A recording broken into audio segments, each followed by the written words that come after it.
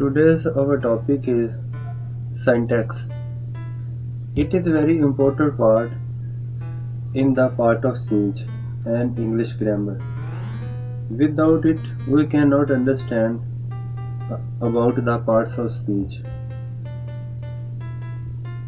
Syntax. What is the definition?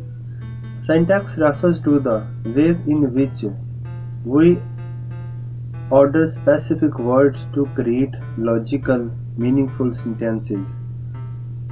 While the parts of speech are all the different types of words that we can use, syntax is the set of rules, patterns, or processes by which we can put them together. Okay?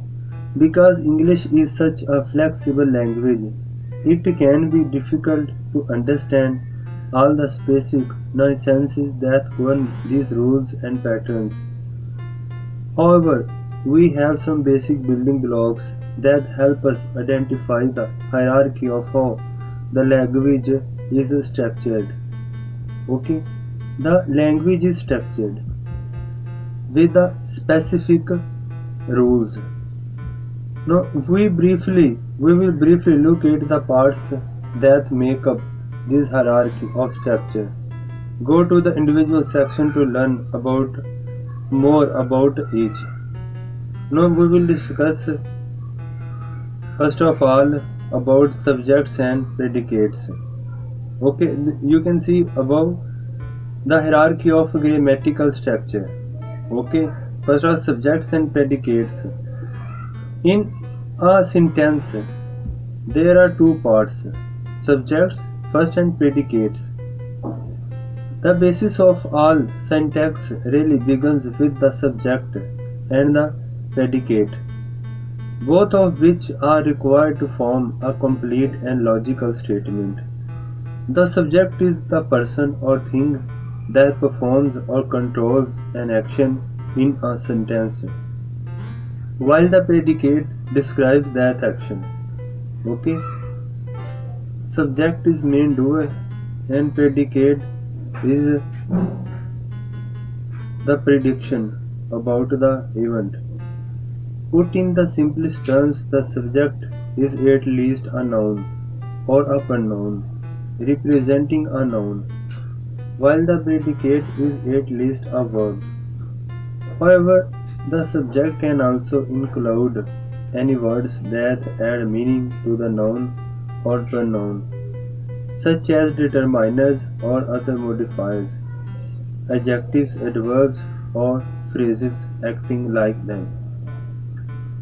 Take for examples. Okay, now we will discuss about the examples. Okay, my father drives a car to work each day. Now you can see subject. The subject here is not just father, the noun, but also the determiner my. Okay, this specifies which father is controlling the action of the verb, mean drives. Likewise, the predicate includes any words that add meaning to the verb, such as modifiers, objects, complements. Let us look at that sentences. Now you can see my is a determiner of which father. Father is working as a noun and as a subject. Okay. Now once again, the above example. My father drives a car to work each day. Here the predicate is the entire phrase, drives a car to work each day. Okay. In addition to the verb drives, it also contains the phrases a car, the direct object of the verb, to work, a prepositional phrase that modifies the verb, and each day, an adverbial phrase that also modifies the verb. Okay, each day, adverbial phrase. Okay, to work mean the prepositional phrase, drives a car, verbal phrase. Now we will discuss about the modifiers. Modifiers are words, phrases, or even clauses that add descriptive meaning to another word. They are categorized as being either adjectives or adverbs. No,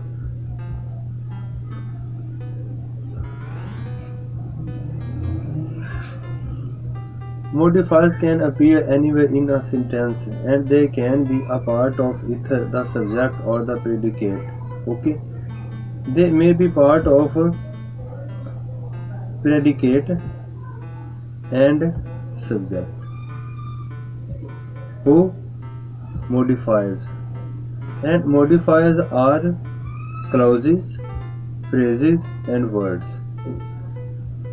No, the red car went too fast, too fast. The red car went too fast. Okay, modifiers red car. Okay, it is the feature of the car. An adjective. It is a adjectives.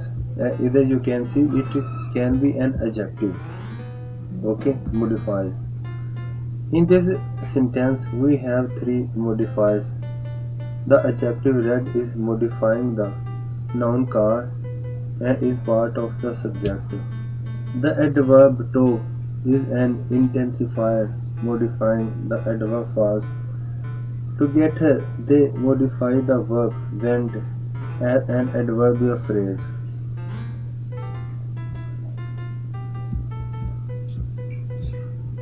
No, the modifier red. Okay, we discussed already. The adverbial phrase to fast and on the other hand is essential to the meaning of the sentence.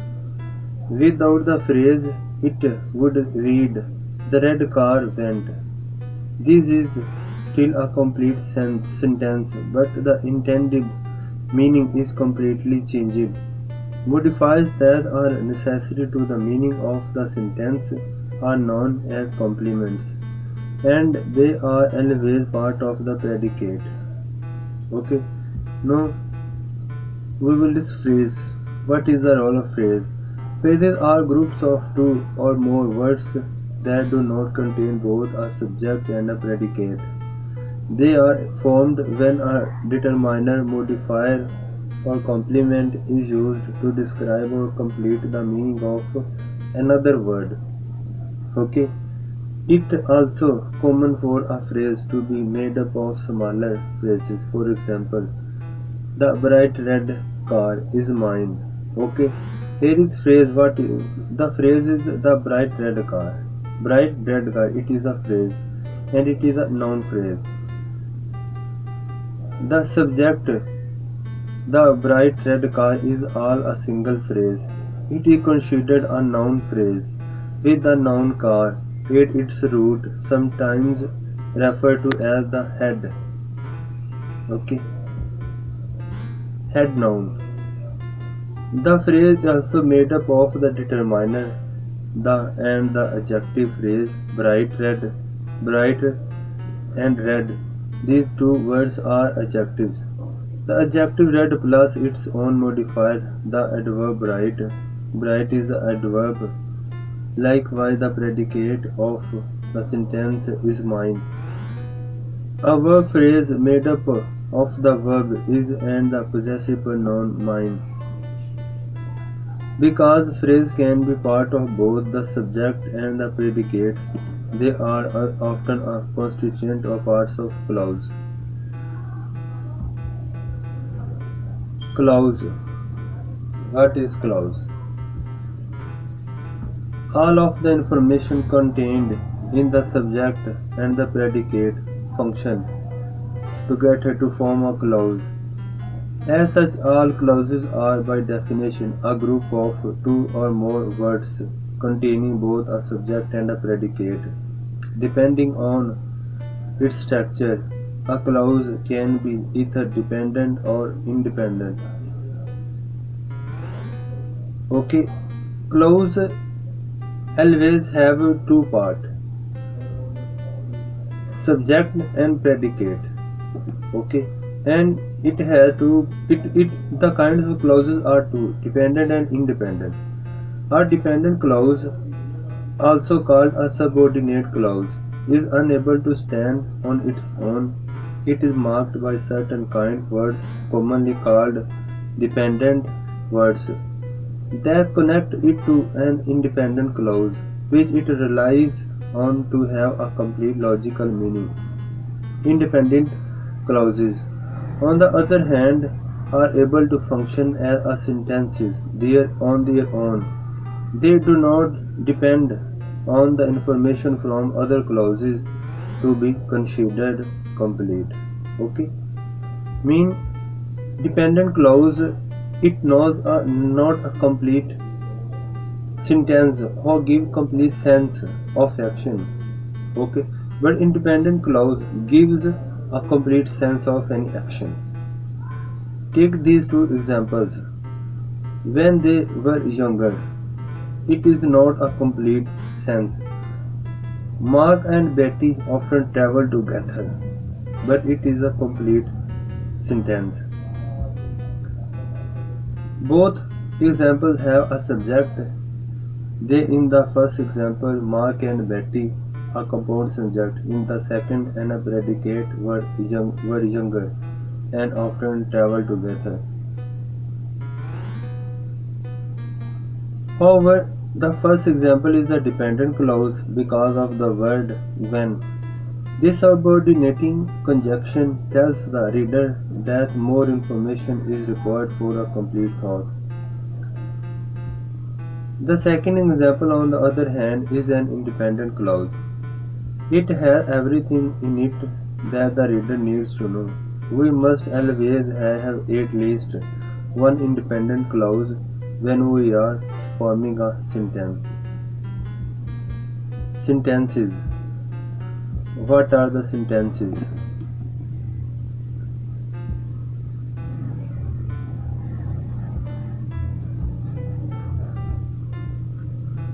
Sentences. A sentence is considered the most complete unit of syntax in English.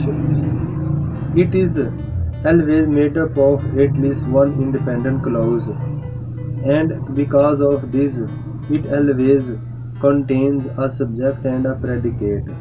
Okay? A sentence is considered a complete syntax, and it has two parts. First is subject and subject. A sentence has two parts: subject and predicate. Subject is doing, and predication what is the happening in this sentence. A sentence that only contains a single independent clause is known as a simple sentence, such as our example from earlier, Mark and Betty often travel together. We can also attach a dependent clause to the beginning or end of an independent clause to add more information or elaborate upon the meaning of the sentence. This forms what is known as a complex sentence, as in Mark and Betty often traveled together when they were younger. Okay, and another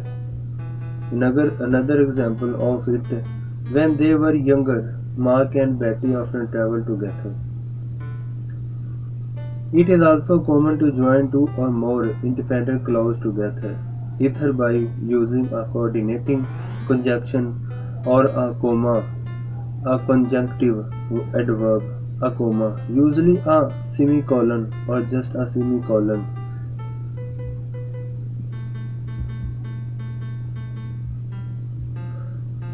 Okay, these are known as compound sentences. For example, Mark and Betty often travel together, and they have to be to many different countries. Okay, Mark and Betty often travel together. As a result, they have been to many different countries. Mark and Betty often travel together. They have been to many different countries. Okay, They travel together and they visit to different countries. Okay, it is a complication and it is made of more than two sentences.